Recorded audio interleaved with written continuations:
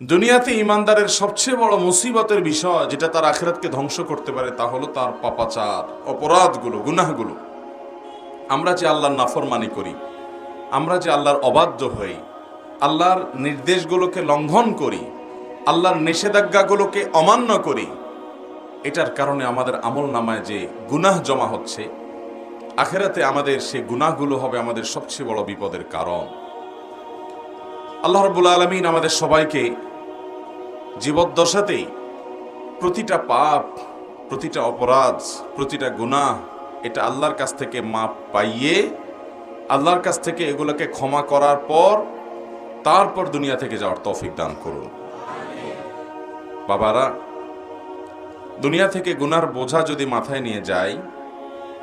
আর আখিরাতে আল্লাহ যদি এই পাপ অপরাধগুলোর বিচারের মুখোমুখি করেন,